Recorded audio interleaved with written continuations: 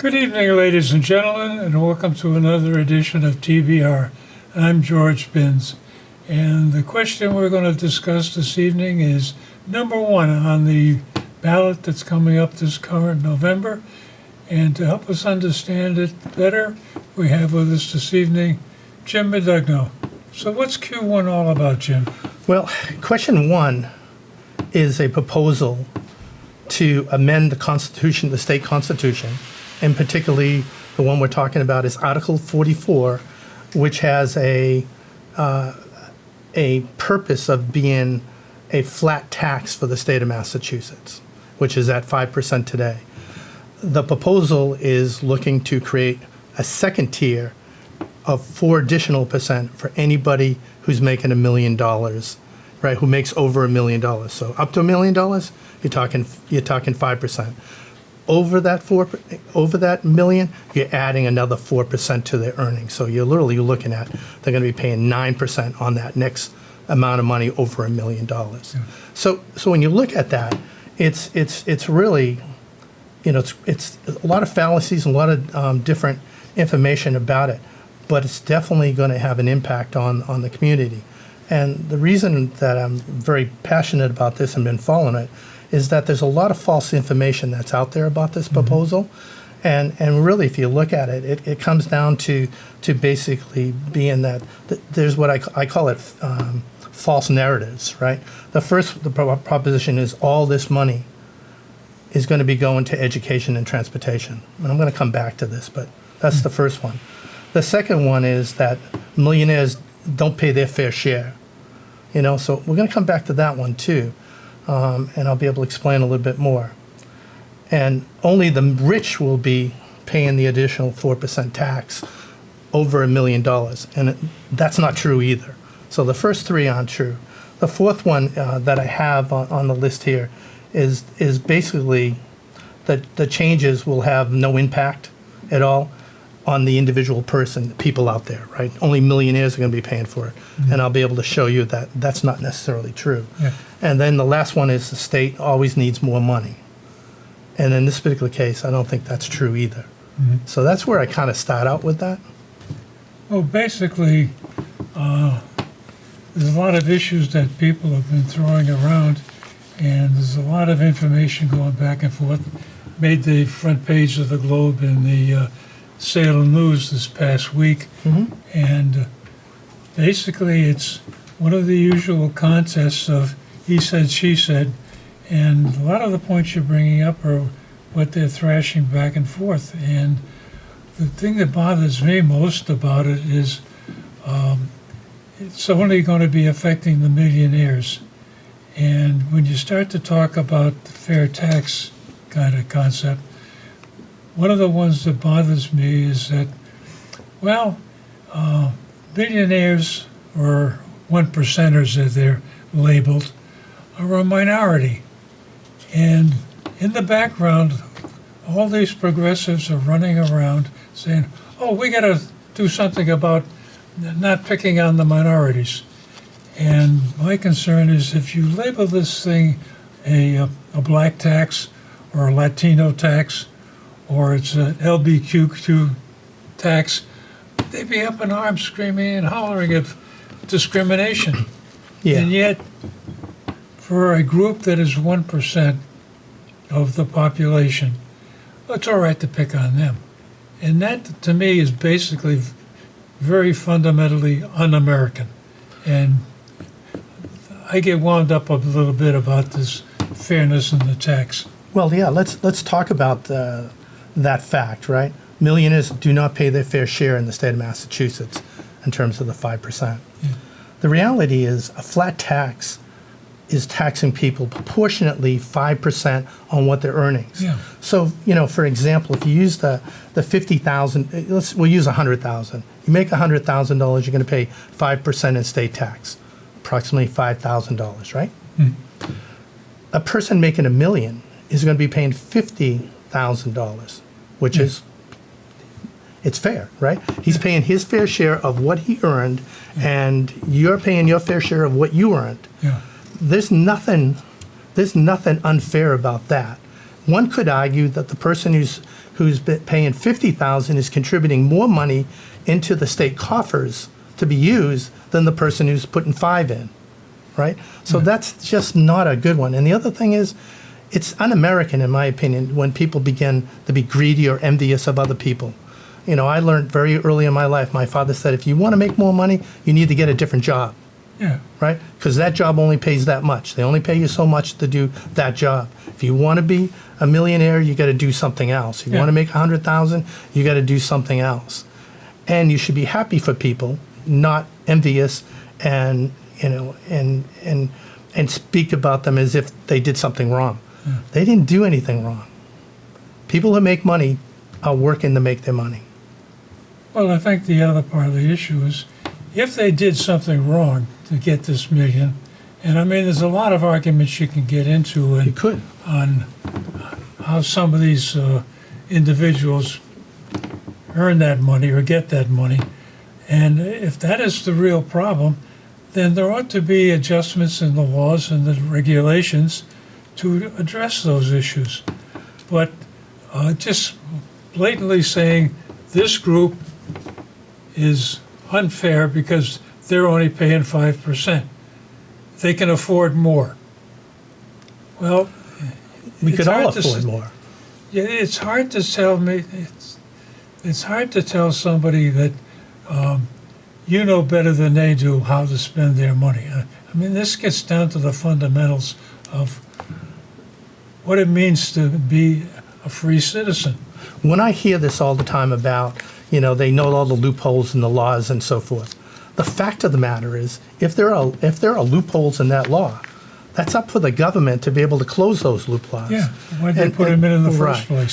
So I have a couple of friends who happen to work for the IRS. They work for the federal IRS, but they speak the same thing about the federal as they do about the state.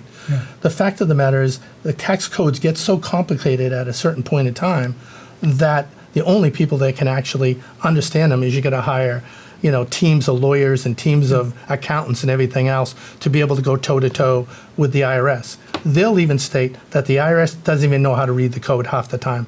He said, when we're looking at these things, we're constantly going to counsel because we can't understand some of it. If it's that complicated, we should just stay with what we have in estate tax, which is just a very flat. I'm a flat taxer from way back. I'd like to see the federal government have a flat tax, but and the federal government has, I believe, 6 categories right now. So that's a progressive tax, they call it. I call it a regressive tax, right? Because it really isn't doing a whole lot of good, right? And it really sets the wrong expectations. But yeah, they're off base on that one, particularly George. You know, and I think for the most part, it's not conducive to, what's the word I'm looking for? You know, in society, you got to have a little bit of conformity. You know, you got to have fairness, and you got to be a level playing field in most cases. A flat tax is about as level as you're going to get it. Yeah. If I'm making $1 million and I'm paying $50,000, you know, I think that's paying a fair share. I'm not saying I make that much, but I'm saying that would be true. Just like somebody who made, you know, $5 million, right? He'd be paying $250,000, right? $1,000. It's proportional. Yeah. Proportional to me is fair. So I think that argument is totally 100% false, but it's used to divide people and to put one group against another. And quite frankly, if I'm not going to get any, if I'm on the lower end, I'm not going to get anywhere near it. Yeah, I'm all for something like that. So let the rich people pay more, right? But they already are paying more. It's an argument that doesn't really work that well for me. Well, the other one that bothers me about this thing is we've got a constitution for the state of Massachusetts that says flat 5%, and that's it. Yep. No fanciness. It's Well, there is some fancy stuff in there, but that's not a ton, though. not a ton. It's relatively flat. Yep. And once we start into this game of, well, we'll just take this other group that, for whatever reason we conjure up, should be inflicted with another 4%. Mm-hmm. Well, if you start to look at the distribution of income, and it's very easy to do if you go into the federal income tax Tables. statistics. The rich aren't paying all the money. Right now being 2019, which is the last year that the IRS published the data, most of the taxpayers earn between $100,000 and $200,000. That's the big hump in the distribution. So that's the And- top of the curve, so to speak. Top of the curve, Yep. yeah. And if you look at who's making the most money, it's the next group up, 100,000 to 200,000.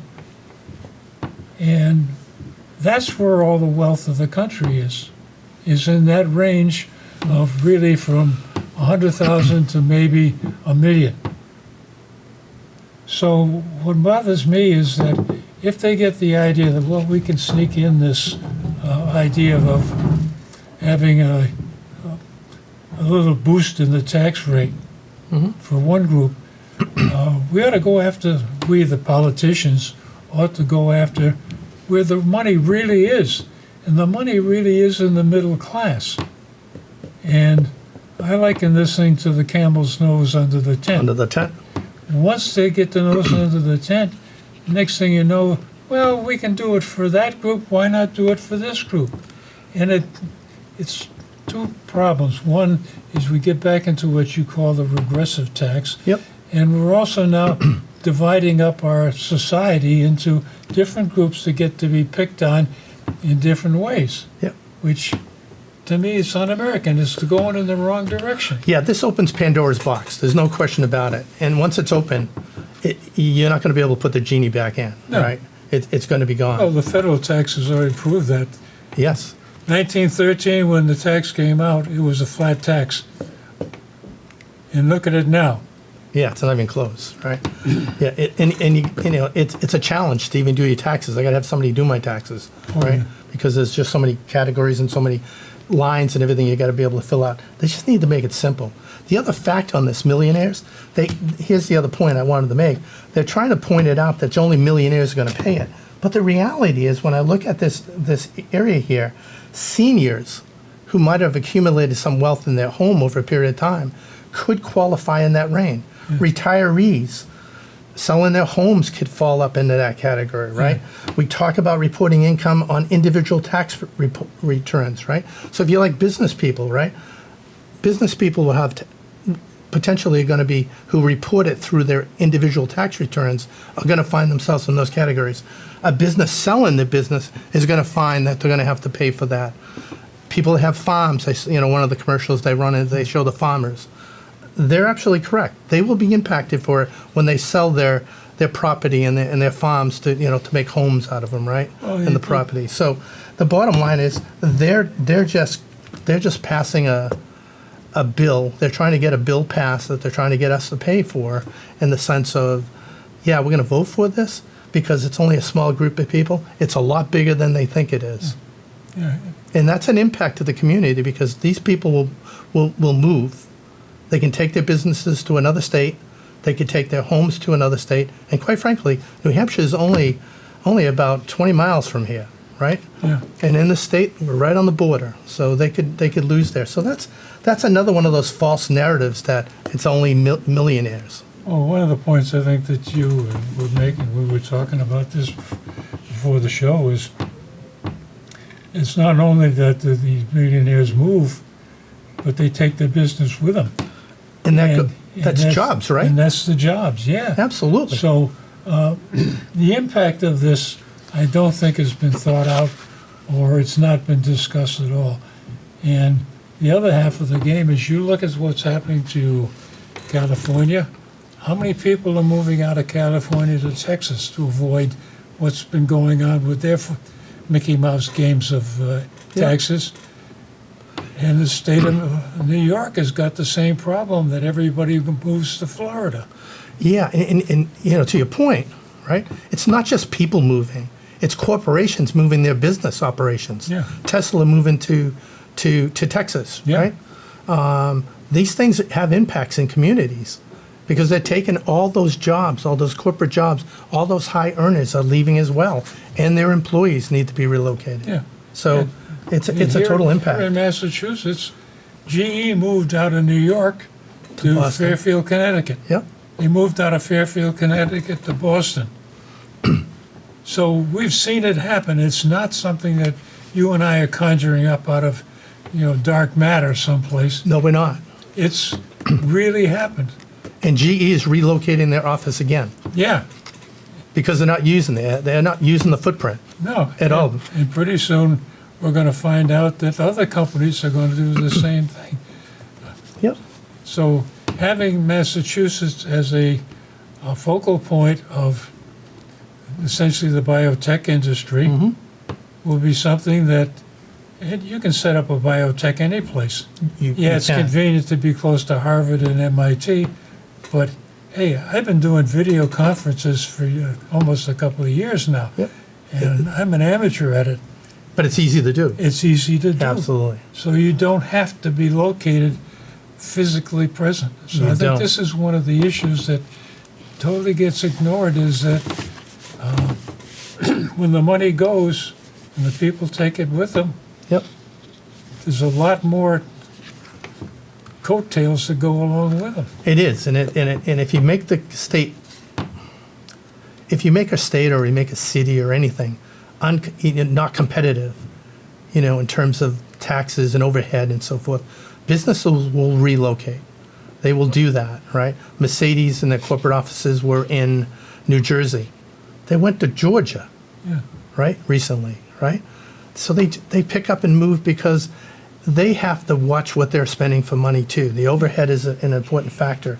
And I think one of the other things that I wanted to really kind of point out to people here is that, Well, before you get on that, one Yeah. more point I want to Go make ahead. is that it showed up in the papers today that Massachusetts used to be, or is now, one of the fourth best places to run a business. They passed this tax on the millionaires, and it moves to 34th place. wow, It is a big hit. that's a major hit. It's not a little ripple in here that, a couple of people are going to go. And you think about Rose Kennedy when she passed away. It was in Florida.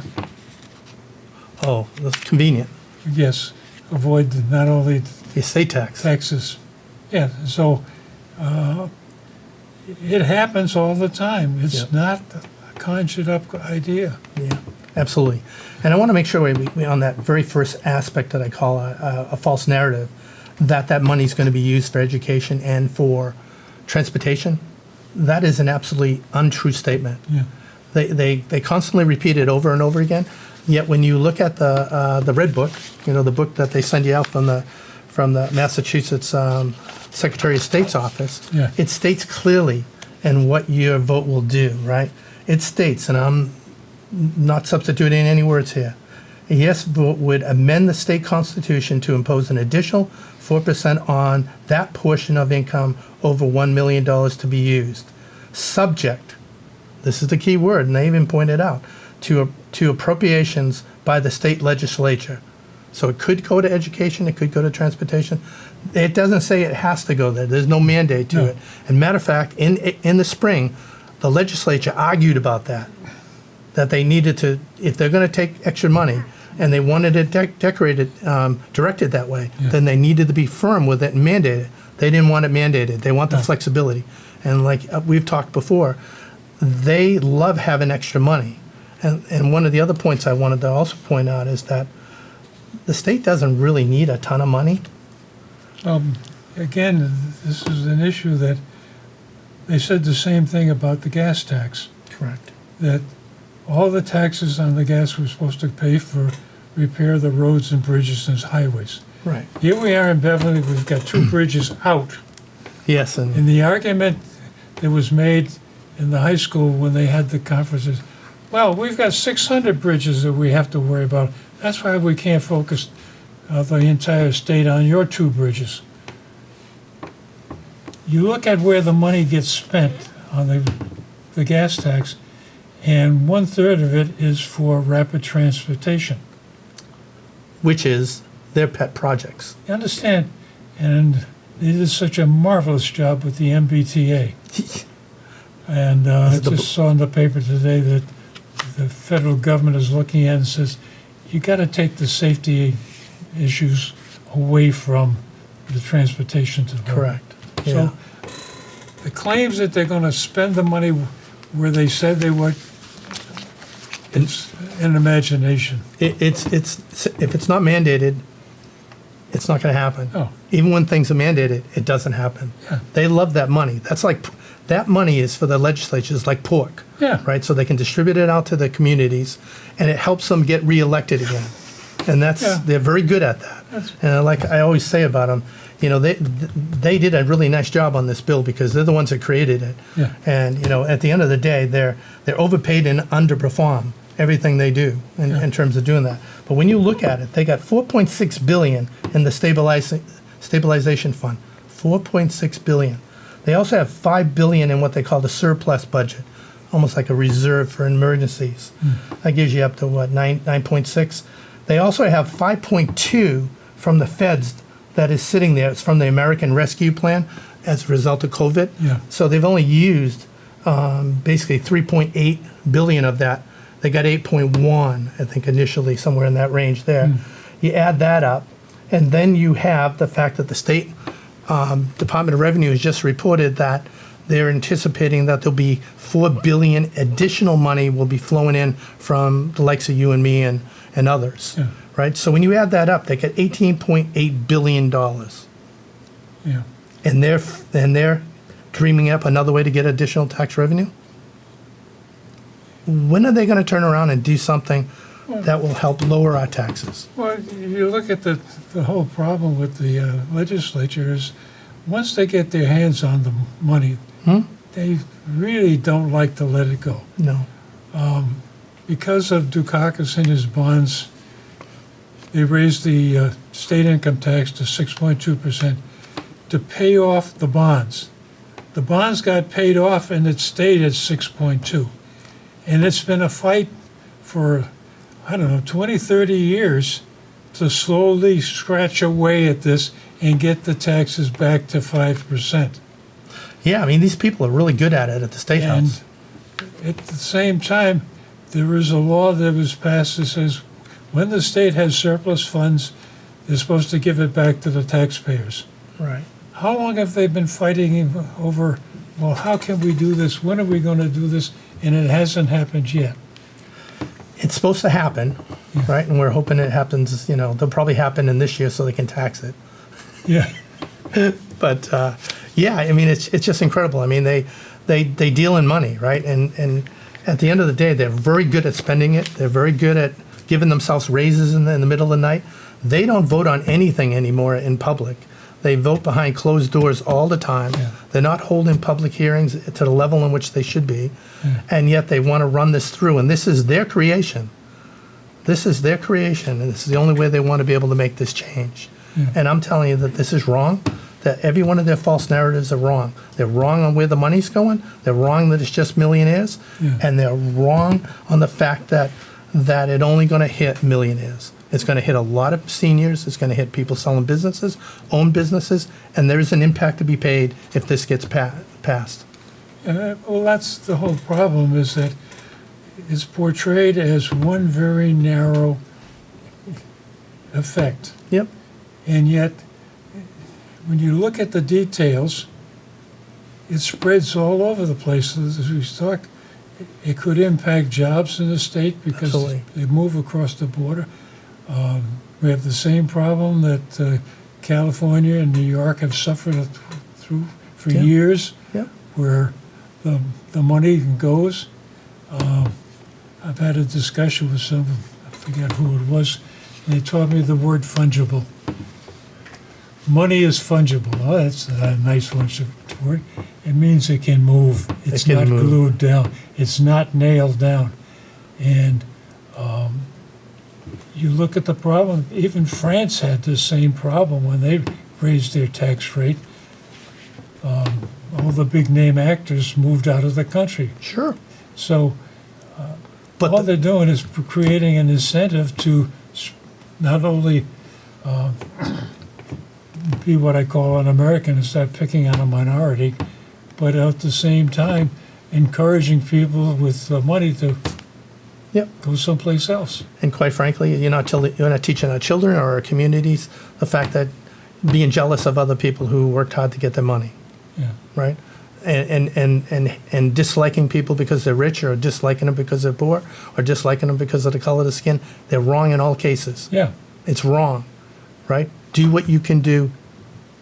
Do the best you can. Well, it's back to the point you made earlier that, hey, if you're not happy with your situation, do something about it. My dad told me that. You get a better job. Yeah.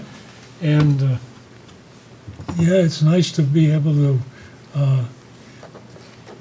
have these luxuries, Yep. but it takes some effort to get there. And, yeah, it'd be nice to put some more money into an educational program so that people can get a better job. Excuse me. One of the things that really got me was when they started talking about shutting down the coal mines. And they said, well, what are you going to do with all the coal miners? And our friend John Kerry said, oh, they can become computer programmers. Yeah. What? So, yeah, I think there's some opportunities to improve education for people that are out of the high school range. There's a lot of having- skills. A lot of skills that can be developed. Having the skills developed to get into Yep. what's kind of going on around here. Yep. One of my pet programs is we should have a better program in the city of Beverly for medical training, considering 90% of the jobs in the city are supposedly related to To the medical. medical industry. Yep.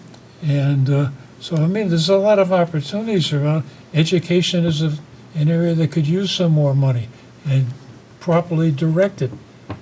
But to throw it in there as a excuse for spending, for going after this money and not spending it on it, I think that is troublesome, Well, to say the least. it's what they do. Yeah.